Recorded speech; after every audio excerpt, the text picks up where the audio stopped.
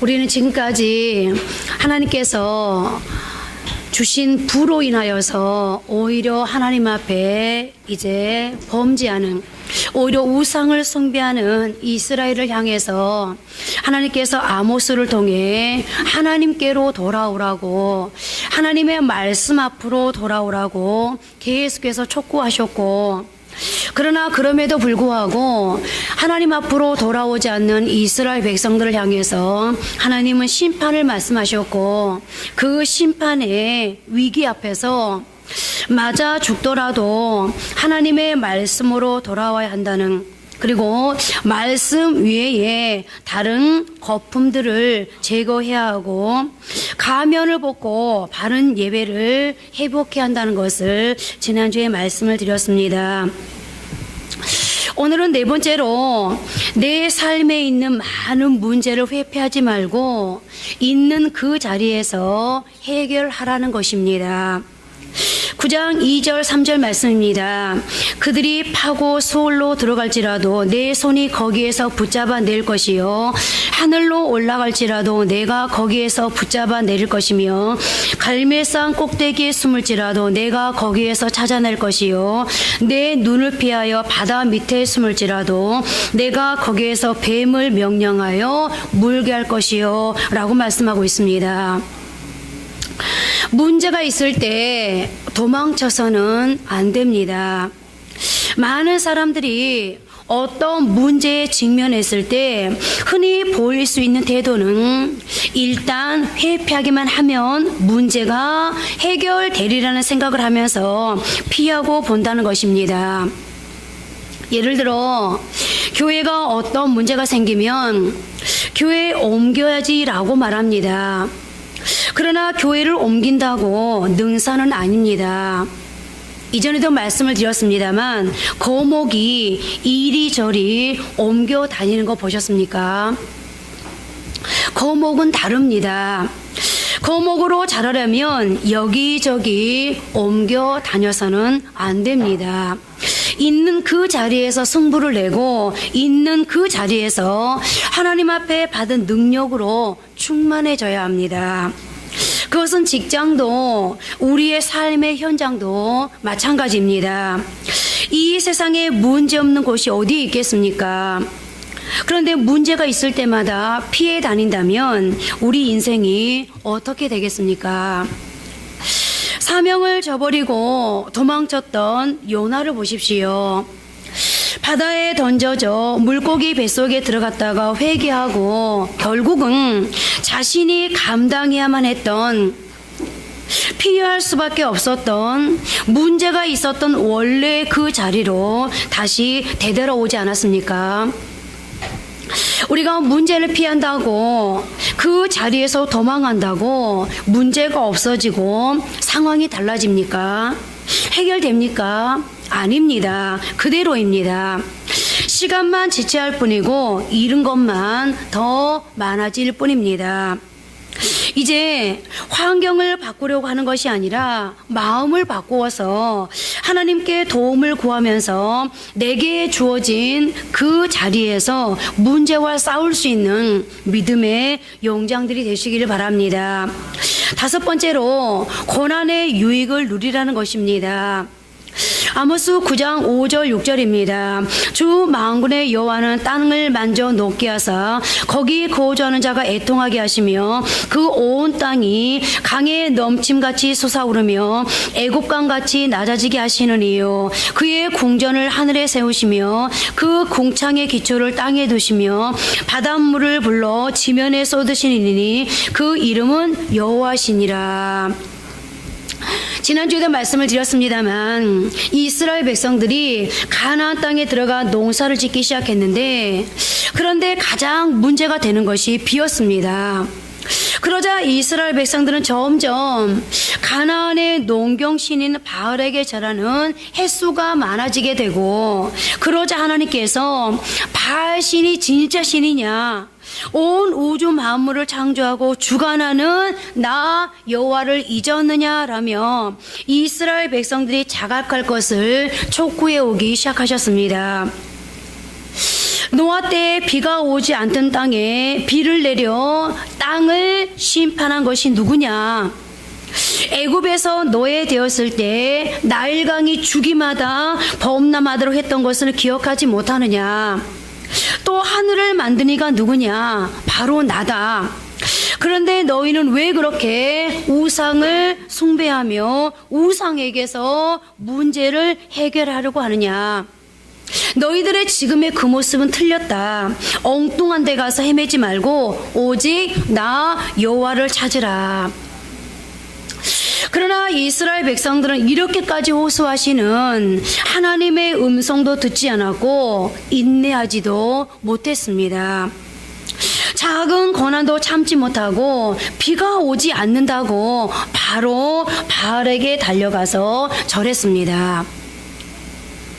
우리 역시 지금을 살아가면서 이스라엘 백성들과 같은 우를 범할 때가 너무나 많습니다.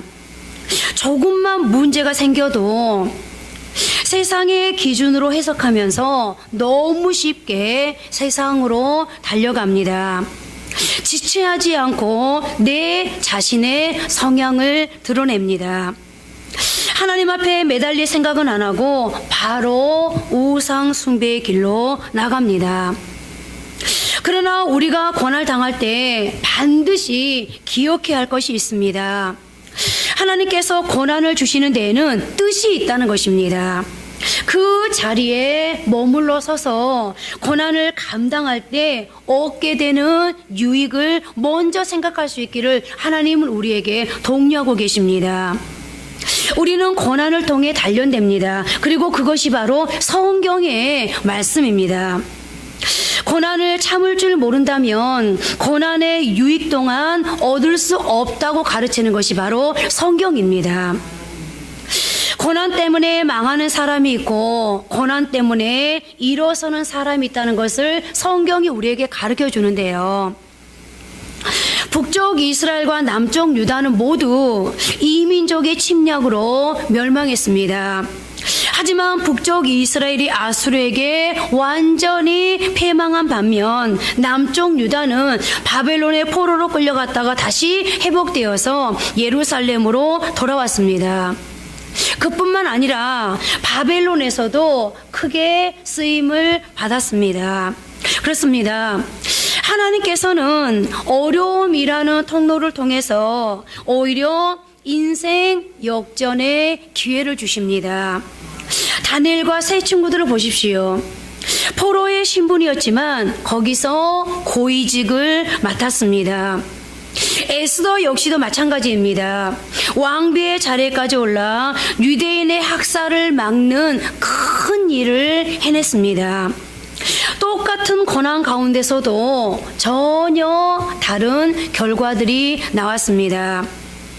요셉 또한 바로 그런 사람 아닙니까? 그는 고난 가운데 인내함으로 애굽의 총리가 되는 인생 역전을 이룬 사람이었습니다.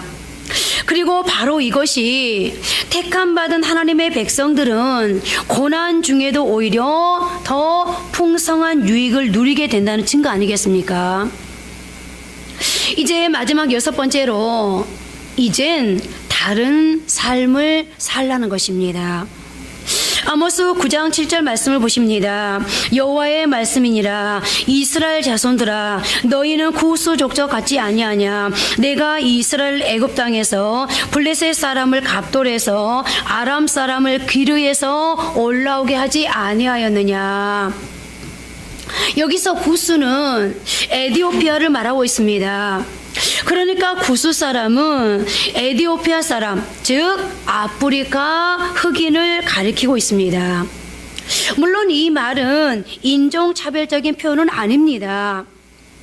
각 문화마다 가장 먼 문화권을 뜻하는 말이 있습니다. 그런데 이스라엘 백성들에게 가장 멀리 있다고 여겨지던 문화권이 구스였는데 가장 멀리 있는 데다가 피부색도 전혀 다른 완전히 이질적인 지역을 구스라고 표현한 것입니다. 다시 말하면 이스라엘 자손들아, 너희는 내게 구수 족속 같지 아니하냐라는 말은 복음을 한 번도 들어보지 못한 복음에서 먼 복음 밖에 있는 사람 같다는 것입니다. 그러니까 이 말은 하나님이 누구신지 빛이 무엇인지도 전혀 모르는 사람, 곧 불신자와 너희가 다를 것이 무엇이겠느냐라는 표현인 것입니다. 한마디로 하나님께서 이스라엘 백성들에게 믿는 자와 믿지 않는 자의 구분이 다 사라졌음을 질책하면서 시작하는 말씀인 것입니다. 아마도 이스라엘을 비롯한 그 주변 나라 가운데 대이동을 겪은 민족이 더 있었던 것 같습니다. 토착 민족이 있고 이주해온 이민족들이 있었는데 이스라엘 백성들은 잘 아는 대로 이주해온 민족이었습니다. 하나님이 자기 백성을 만들기 위해 특별한 섭리 가운데 출애굽시킨 민족이 바로 이스라엘인데요. 그런데 또 하나의 이민족이 블레셋이었습니다. 블레셋은 갑돌에서 팔레스타인으로 이동해 왔습니다. 그리고 아람 사람들 역시 기르에서 이주해온 이민족이었습니다. 그런데 하나님께서 왜 이렇게 블레셋과 아람이 이민족이라는 사실을 오늘 이 본문을 통해서 강조하고 있는 걸까요? 이스라엘도 블레셋과 아람처럼 이민족인 것은 사실이지만 이스라엘은 다르다는 것입니다. 블레셋이나 아람의 이동 목적은 생존을 위한 것이었지만 이스라엘은 하나님의 백성이 되기 위해서 이동해 왔다는 것입니다. 그러니까 하나님께서 이스라엘 너희는 다른 민족과 다르다는 것을 오늘 강조하기 위해서 하나님이 블레셋을 그리고 아람을 그 나라들을 대표로 지금 하나님께서 말씀하고 있는 건데요. 하나님께서 이스라엘 백성들은 아람이나 이 블레셋처럼 그들이 이동해 온 것은 생존을 위한 것이었지만 이스라엘 백성들은 하나님께서 목적을 가지고 오늘 이곳으로 이동시켰다는 것입니다. 그리고 하나님의 탄식이 바로 이것이었습니다. 이스라엘 너희들이 애굽에서 여기까지 온 목적이 무엇이냐? 내가 너희를 이동시킨 것은 블레셋과 아람 같지 않다는 거예요. 블레셋과 아람은 먹고 살기 위해서 이렇게 대이동을 해왔지만 너희가 출애굽하고 여기까지 대이동을 한 것은 한 가지 목적이 있다. 내가 그 목적을 이루기 위해서 너희를 대이동시켰다. 그리고 그 목적은 예배자가 되고 나의 백성이 되기 위한 것이 아니냐라고 말씀하고 있는 거죠. 그런데 블레셋 사람들이 먹고 살자고 갑돌에서 온 것이나 아람 사람들이 먹고 살자고 기르에서 온 것이나 너희들이 애굽에서 온 것이 하나도 다를 것이 없구나. 다 똑같지 않느냐. 이 말씀을 지금 하나님 하고 계시는 거예요. 한마디로 왜 그들과 구분이 없느냐는 말씀인 것입니다.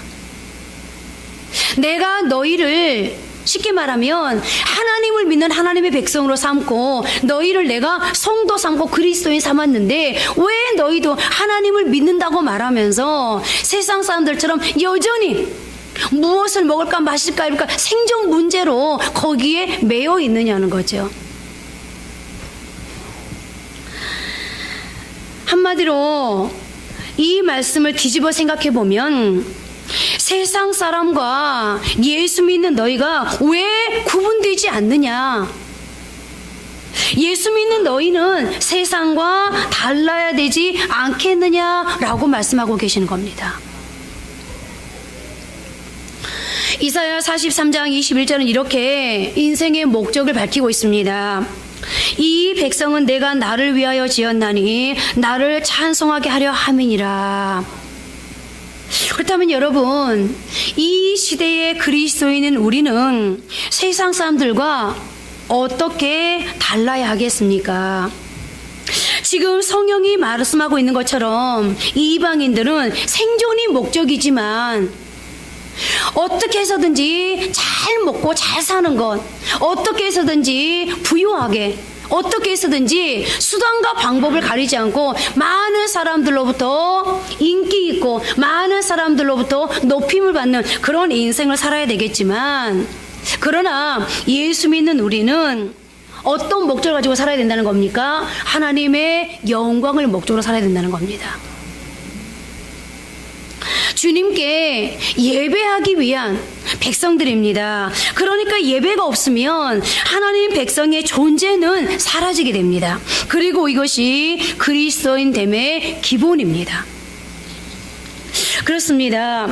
우리가 인생의 광야를 영적 역전의 자리로 선영하기 위해서는 다시 기본으로 돌아가야 합니다.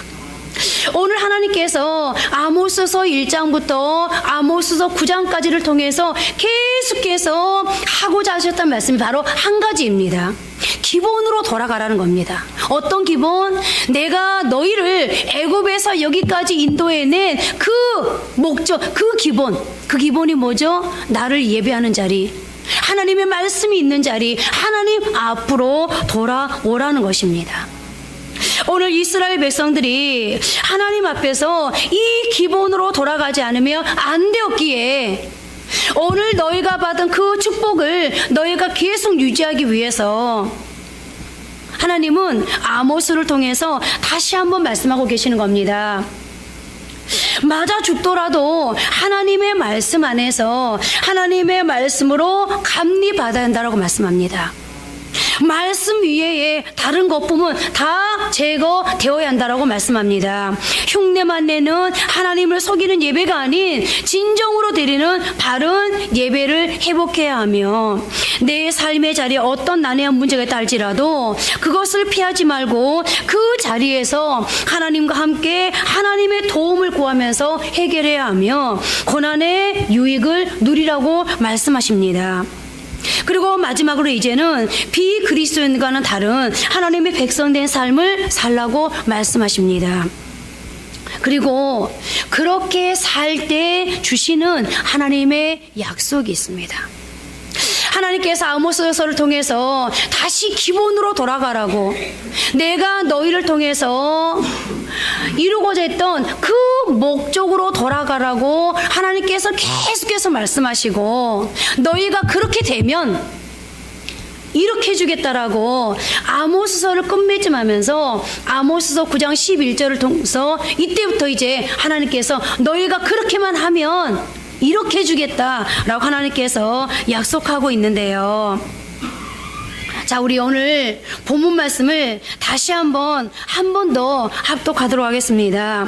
그날에 내가 다윗의 무너진 장막을 일으키고 그것들의 틈을 막으며 그 허물어진 것을 일으켜 옛적과 같이 세우고 그들이 에돔의 남은 자와 내 이름으로 일컫는 만국을 기업으로 얻게 하리라. 이 일을 행하시는 여호와의 말씀이니라. 여호와의 말씀이니라. 보라, 날이 이를지라. 그때 파종하는 자가 곡식 출산하는 자의 뒤를 이으며 포도를 밟는 자가 씨 뿌리는 자의 뒤를 이으며 산들은 다음 포도주를 내며 작은 산들은 녹으리라. 내가 내 백성 이스라엘이 사로잡힌 것을 돌이키리니 그들이 황폐한 성읍을 건축하여 거주하며 포도원을 가꾸고 그 포도주를 마시며 과원들을 만들고 그 열매를 먹으리라. 내가 그들을 그들의 땅에 심으리니 그들이 내가 준 땅에서 다시 뽑히지 아니하리라. 내 하나님 여호와의 말씀이니라. 지금 우리가 다 함께 합독한 이 말씀은 이스라엘의 회복을 약속하고 있는 말씀입니다. 그런데 회복을 약속하시는 첫 시작을 그날에 이렇게 시작하고 있는데요. 여러분, 이 그날엔 어떤 날일까요? 그날은 바로 우리가 말씀으로 내 인생의 감리를 받기 위해 하나님의 말씀 앞으로 되돌아가는 날. 말씀 위에 나를 움직이게 만드는 다른 거품들을 내 신앙의 자리에서, 삶의 현장에서 다 제거하는 날. 진정으로 예배하는 예배를 회복하는 날. 내 삶의 자리에 어떠한 문제가 있다 하더라도 그 문제를 가지고 세상으로 달려가는 것이 아니라 하나님과 함께 감수하면서 풀어나가겠다고 결단하며 부딪혀 싸우는 날. 그리고 고난을 견뎌내면서 세상 사람들과는 다르게 살기로 결단하는 날. 그날, 그러므로 하나님께서 일하는 날을 말하고 있습니다. 그리고 그날에 주어지는 축복은 첫째, 다윗의 무너진 천막을 다시 일으킨다는 것입니다. 본시 다윗의 시대는 이스라엘 역사에 있어서 가장 이상적인 시대였습니다. 정치적으로 군사적으로 강성했던 때였고 주위의 모든 나라들이 다윗에게 굴복했습니다. 그리고 무엇보다도 하나님이 다윗을 기뻐하셨습니다. 그런데 지금은 어떻습니까? 무너진 천막과 같다는 것입니다. 이스라엘이 범죄한 영으로 하나님의 심판을 받아서 완전히 쓰러진 모습이 되어버리고 말았습니다. 그리고 하나님은 이제 다시 그 옛적 다윗의 시대와 같은 모습으로 회복시켜 주겠다고, 너희가 이렇게만 되면 내가 너희를 다시 회복시켜 주겠다고 하나님은 말씀하고 계십니다. 그리고 뭐라고 말하고 있습니까? 그 틈을 막으며, 무너진 천막에 찢어진 틈이란 이스라엘 성읍들이 대적들의 침략에 의해서 황폐해진 모습을 묘사하고 있는데 그 또한 다시 회복시킨다는 것입니다. 여러분, 틈이 나면 어떻게 되겠습니까? 그 틈을 통해서 많은 것들이 새어나가지 않겠습니까? 인간관계에 틈이 나면 인간관계가 깨지고, 여러분들의 경제적인 상황 속에 틈이 나면 물질이 줄줄 새나가고, 건강에 틈이 나면 건강이 무너지고. 그런데 하나님께서 뭐라고 말씀하고 있습니까? 그 틈을 내가 막겠다. 그래서 14절에 황폐한 성읍을 건축하여 라고 말씀하고 있는 것입니다. 그리고 계속되는 12절에서는 에돔의 남은 자와 내 이름으로 일컫는 만국을 기업으로 얻게 하리라 라고 말씀하고 있는데, 그런데 여기서 하나님은 이스라엘 주변에 있는 여러 나라들 가운데 특별히 에돔을 꼭 집어서 언급하고 있는데요. 에돔은 여러 열국 가운데 이스라엘에 대해서 가장 큰 적대감을 가지고 있었던 나라입니다. 그런데 이스라엘을 가장 괴롭히던 에돔까지도 이스라엘 백성들의 기업이 된다면 다른 나라들은 말할 필요도 없다는 것입니다. 회복된 이스라엘을 향한 엄청난 축복을 강조하기 위해서 일부러 에돔을 택하여 기록하고 있는 것입니다. 아울러 오늘 본문에서 아모스는 에돔과 만국을 함께 사용함으로써 회복된 다윗 왕조의 권세가 옛날 다윗 왕조보다도 훨씬 더 강하게 될 것임을 선포하고 있는 것인데요. 여러분, 오늘 우리의 삶 가운데 찢어지고 무너진, 허물어진 그런 부분이 있습니까? 그 틈을 통해 너무나도 많은 것들이 새어나가는 그런 삶을 살고 계십니까?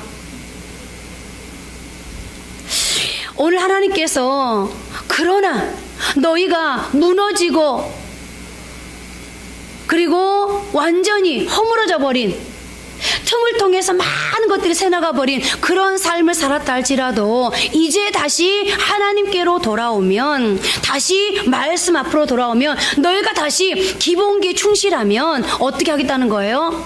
다시 그것을 하나님께서 회복시키겠다는 거예요. 오늘 이렇게 다시 회복주해 주시는 하나님의 이 은혜가 저와 여러분들 모두에게 있기를 바랍니다. 둘째는 땅의 축복과 경제적인 변형의 축복을 약속하고 있습니다. 오늘 보면 13절부터 15절에서 생생하게 묘사되고 있는데요. 먼저 13절에 풍성한 수확에 대해서 말씀하고 있는데 네 종류의 사람이 등장하고 있습니다. 파종하는 자가 있고 곡식을 추수하는 자가 있고 포도를 밟는 자가 있고 씨 뿌리는 자가 있습니다. 파종하는 자가 곡식 추수하는 자의 뒤를 이으며 라는 말은 수확량이 너무 많아서 수확이 다 끝나지도 않았는데 다시 파종을 해야 한다는 것이고, 포도를 밟는 자가 씨 뿌리는 자의 뒤를 이으며 라는 것은 땅이 너무 비옥해서 심자마자 수확을 거두게 된다는 것입니다. 그러니까 앞에 것은 양을 강조하고 있고 뒤에 것은 속도를 강조하고 있는 것입니다. 그리고 마지막 부분을 보면 산들은 다음 포도주를 흘리며 작은 산들은 녹으리라 라고 있는데, 포도주로 인해서 흙들이 부드러워지는 것을 녹으리라는 말로 표현하고 있는 것입니다. 다시 말해서 회복된 이스라엘 땅이 그 옛날 하나님이 원래 복을 주었던 젖과 꿀이 흐르는 땅으로 다시금 바뀌어진다는 것입니다. 여러분, 이스라엘 백성들이 하나님 앞에 보험잡을 인해서 땅이 얼마나 황폐해졌습니까? 농사를 지어도 거둘 것이 없는 그런 황폐한 땅이 되어버리고 말았습니다. 그런데 하나님께서 이스라엘 백성들에게 내가 너희 땅을 다시 회복시켜서 이렇게 양이 많아지는, 그러므로 수확할 것이 많아지는 그런 축복을 다시 주시겠다는 겁니다. 여러분, 무슨 영문인지 자꾸만 경제적으로 쪼이고 새 나가는 그런 위기감 혹시 있지 않습니까? 오늘 이 말씀과 함께 다시 회복되어져서 여러분들의 사업이라는 땅에, 직장이라는 땅에, 살림살이의 땅에 젖과 꿀이 흐르는 차고 넘치는 축복이 있으시길 바랍니다. 세 번째 축복은 이스라엘이 영원히 그 땅에서 정착하게 될 것임을 말씀해 주고 있습니다. 계속되는 14절 말씀 함께 합독하십니다. 내가 내 백성 이스라엘에 사로잡힌 것을 돌이키리니 그들이 황폐한 성읍을 건축하여 거주하며 포도원을 가꾸고 그 포도주를 마시며 과원들을 만들고 그 열매를 먹으리라. 하나님께서 이스라엘 백성들을 어떻게 다루는지를 보십시오. 내가 내 백성 이스라엘에 사로잡힌 것을 돌이키리니, 여러분들 잘 알다시피 범죄한 이스라엘 백성들은 하나님의 심판에 의해서 이방 나라로 끌려갔습니다. 북이스라엘은 아수르로 끌려갔고요, 남유다는 바벨론으로 끌려갔습니다. 그러나 하나님께서는 이제 다시 이스라엘을 회복시키셔서 사로잡힌 저들을 다시금 하나님이 허락하신 이 땅, 젖과 꿀이 흐르는 땅으로 돌이키실 것을, 다시 되돌아오게 할 것을, 회복시킬 것을 말씀하고 계시는데요. 이렇게 하나님께서 이스라엘 백성들을 다시 회복시키셨을 때의 그 결과가 무엇인지를 보십시오.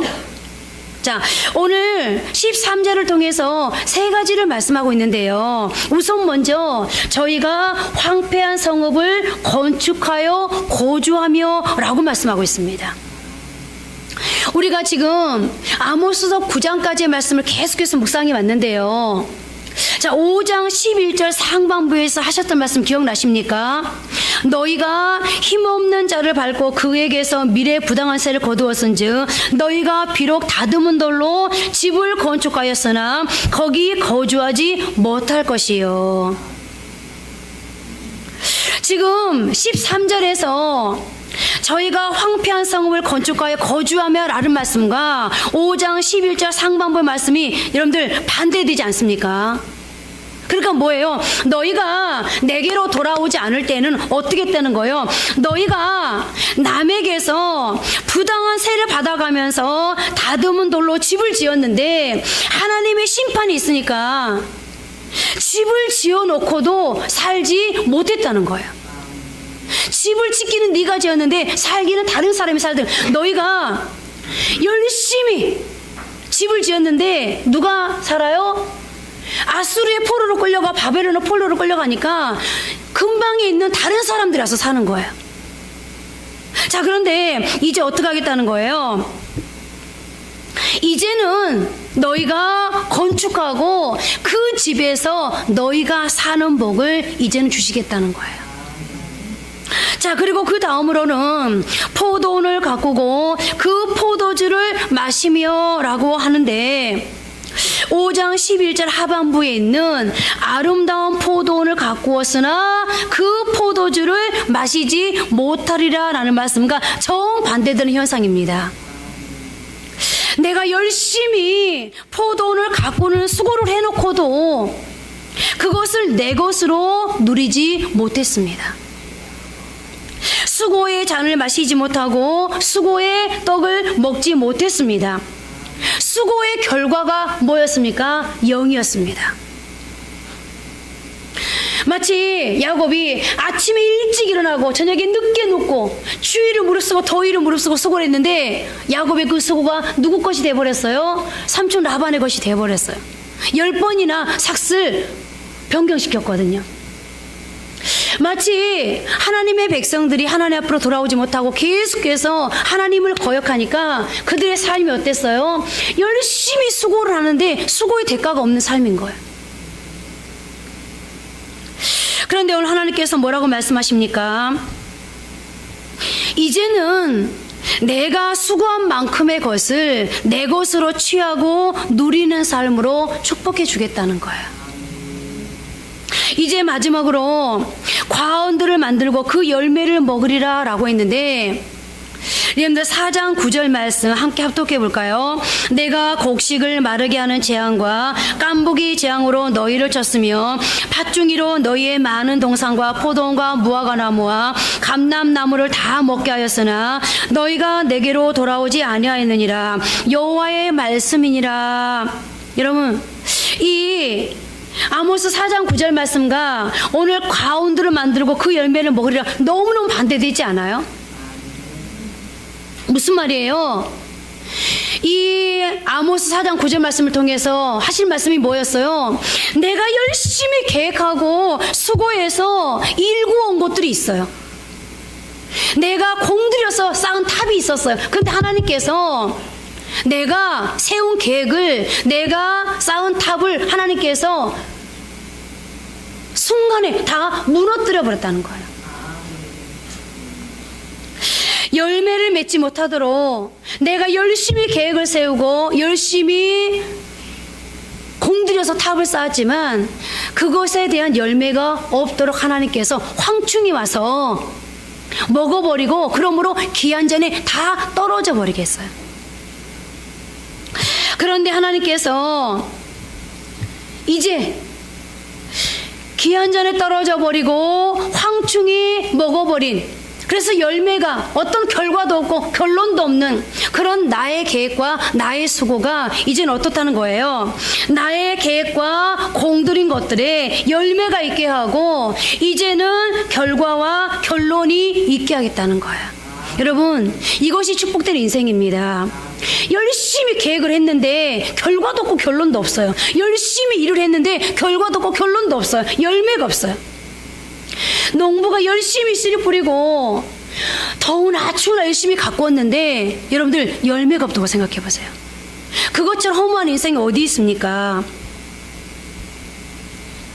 그렇습니다. 과거에는 심판이었습니다. 그러나 이제는 축복입니다. 그리고 마지막 네 번째 축복은 이스라엘 백성에게 임하게 될 평안의 축복입니다. 오늘 본문 15절 말씀입니다. 내가 그들을 그들의 땅에 심으리니 그들이 내가 준 땅에서 다시 뽑히지 아니하리라. 내 하나님 여호와의 말씀이니라. 이스라엘 백성들에게 가장 큰 심판과 고통은 하나님이 준 땅에서 뽑히는 것, 즉 전쟁으로 인해 이방 나라에 잡혀가 포로로 사는 것이었습니다.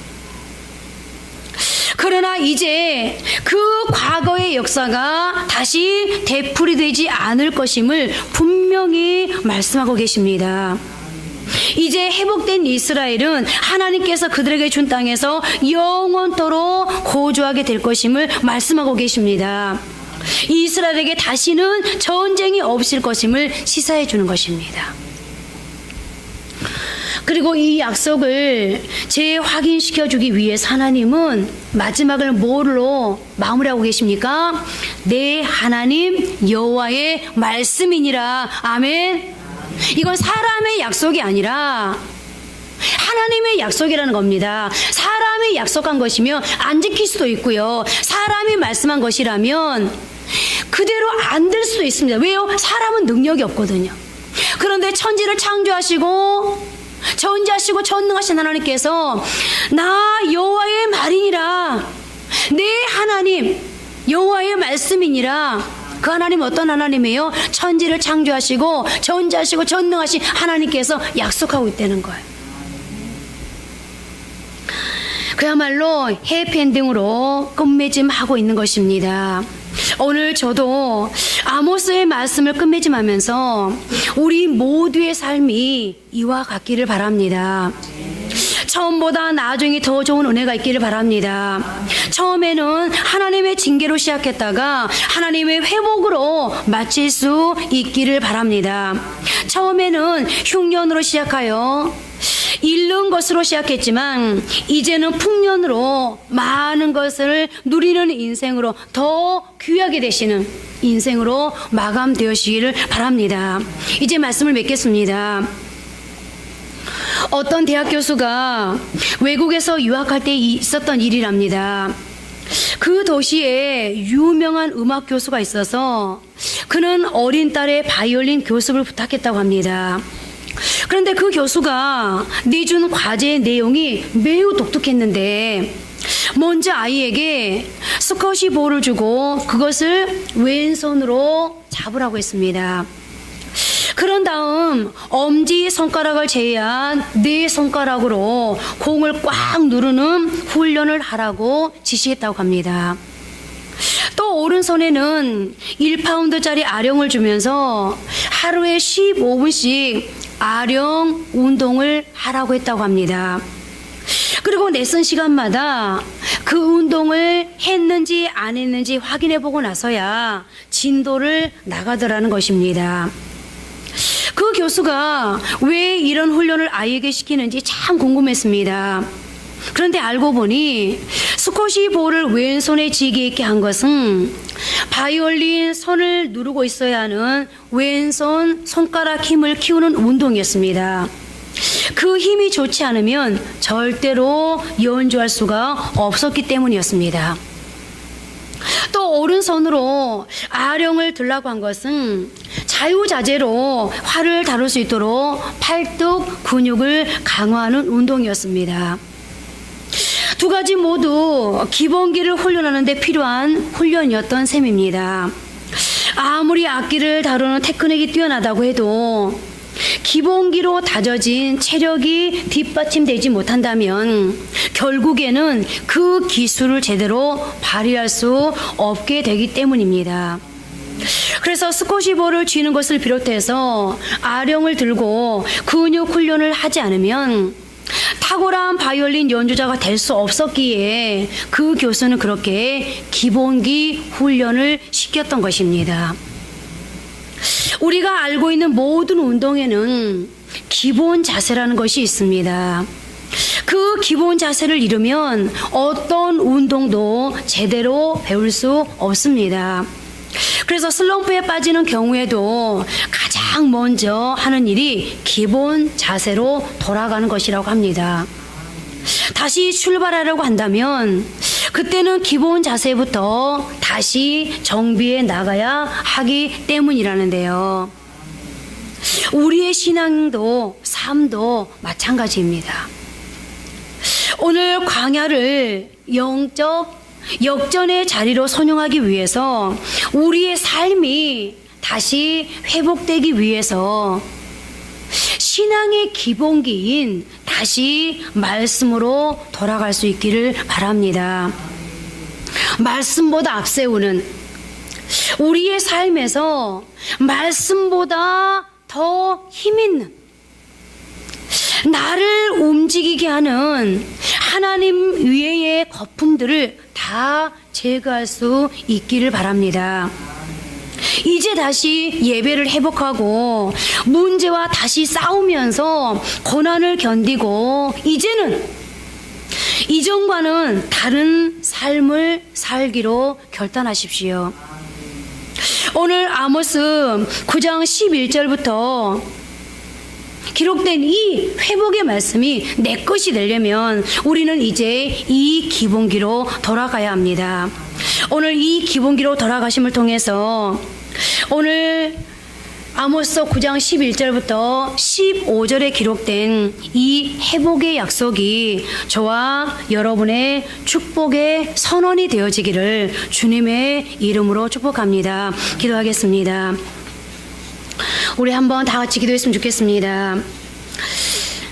우리는 기본기를 너무 무시하는 경향이 있습니다.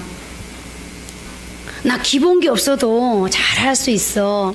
그러나 만약에 운동선수가 기본기로 다져진 훈련이 없다면 아마 그는 진짜 플레이하는 현장에서 그 허점이 드러날 것입니다. 우리가 신앙의 기본기인 말씀 앞으로 되돌아가고 말씀 위에 거품들을 제거하지 않고 예배를 하나님 앞에 진심으로 드리지 못한다면, 그리고 내게 주어진 삶을 늘 회피하기만 한다면, 다른 삶을 살기로 결단하고 실행에 옮기지 않는다면 반드시 우리 인생에 어떤 문제가 터졌을 때 그때 나타납니다. 문제가 없을 때는 아무렇지 않습니다. 그러나 내 인생에 내가 감당할 수 없는 상황이 도래했을 때, 내가 도저히 컨트롤할 수 없는 그런 고난이, 고통이, 역경이 내게 다가왔을 때, 환난이 내게 다가왔을 때, 그때 비로소 우리는 기본기가 튼튼하지 않는 것이 드러납니다. 오늘 이스라엘 백성들이 그랬습니다. 기본기가 튼튼하지 않는 상태에서 축복이 찾아오니까 그들은 흔들렸습니다. 하나님을 외면해 버렸습니다. 우상에게 달려갔습니다. 하나님을 슬프게 했습니다. 하나님을 분노케 했습니다. 심판을 부를 수밖에 없었습니다. 오늘 우리는 어떤 기본기를 가지고 있는지 다시 한번 묵상하면서, 하나님, 제가 이제 다시 신앙의 기본으로 돌아가겠습니다. 그 기본을 잘 다지겠습니다.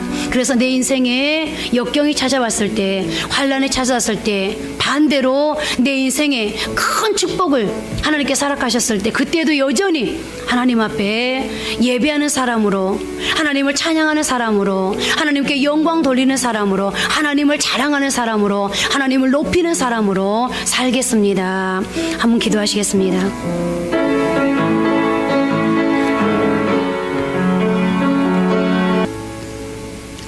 하나님, 지난 몇 주 동안 계속해서 아모스의 말씀을 이제 함께 나누었습니다. 그런데 아모스 전체의 말씀이 어떤 말씀입니까? 다시 하나님께로 돌아가라는 것이었습니다. 아버지 하나님, 그 말은 무슨 말입니까? 다시 신앙의 기본으로 돌아가는 거 아니겠습니까? 신앙의 기본이 무엇입니까? 하나님의 말씀 앞에 서는 거 아니겠습니까? 하나님보다 앞서는 것. 나를 하나님이 움직여야 되는데, 내 삶이 하나님에 의해서 움직여져야 되는데, 하나님보다 세상의 것들에 의해서, 때로는 물질에 의해서, 때로는 성공에 의해서, 때로는 건강에 의해서, 때로는 인기에 의해서, 때로는 명예에 의해서, 하나님, 때로는 내 자존심에 의해서 움직여지는 것, 하나님, 그 거품들을 다 제하는 것이 하나님 신앙의 기본입니다. 오늘 바른 예배를 하나님 앞에 드리는 것이 하나님의 목적이었습니다. 하나님, 그런데 이스라엘 백성들은 이 기본기가 흔들렸습니다. 아니, 이 기본기가 무너져 버렸습니다. 그래서 그들은 하나님이 이스라엘 백성들 놀라운 세상이 가져다 수 없는 복을 주셨는데 이 기본기가 무너져 버리니 결국은 오히려 축복 때문에 하나님을 외면하게 되고 오히려 하나님의 축복 때문에 우상을 섬기게 되고 오히려 하나님의 축복 때문에 그들은 예배를 멀리하게 되었습니다. 그러다 보니 결국 하나님의 심판을 부르게 되었고 하나님의 징계를 부르게 되었습니다. 그래서 아수리에 망하고 바벨론에 망하게 되었습니다. 그래서 하나님은 또 한 번 말씀합니다. 아모스를 통하여서 사랑하는 내 백성아, 사랑하는 내 아들아, 사랑하는 내 딸아, 다시 기본으로 돌아가라. 다시 하나님 앞으로, 다시 말씀 앞으로, 다시 예배의 자리로 돌아가라. 그러면 내가 다시 너희를 회복시켜서 이렇게 축복해 주겠다. 하나님, 오늘 이 말씀이 아모스의 말씀이라면, 그리고 이 말씀을 오늘 내게 주셨다면, 하나님이 오늘 나에게 무슨 말씀을 하시고 싶은 것이겠습니까? 하나님, 오늘 이스라엘 백성들이 그랬던 것처럼 나에게도 다시 기본으로 돌아가라고, 기본기가 충실하지 않으면 너는 반드시 무너질 거라고, 기본기가 충실하지 않으면 언젠가는 너는 다시 흩어질 거라고, 기본기가 충실하지 않으면 아무리 내가 내게 복을 주어도 그 복을 지키지 못할 거라고, 기본기가 충실하지 않으면 결국 하나님의 영광도 무너지고 내 자존심도 무너질 거라고 하나님 말씀합니다. 하나님, 오늘 다시 이제 우리 모두가 다 다시 기본으로 돌아가게 도와주셔서 환난과 역경이 온다 할지라도 신앙의 자리를 묵묵히 잘 지킬 수 있는 그런 신앙의 용장들 되게 하시고, 하나님, 혹 내게 하나님께서 큰 복을 주신다 할지라도 그 복이 오히려 저주가 되는 것이 아니라 축복 그 자체로 하나님의 영광이 되기까지 꼭 지킬 수 있도록 하나님, 오늘 우리 모두를 하나님께서 도와주시기를 간절히 바랍니다. 사탄은 우리를 유혹합니다. 기본기 없으면 어때? 잘 살면 되지. 잘 먹으면 되지. 기본기 없으면 어때? 성공하면 되지. 기본기 없으면 어때?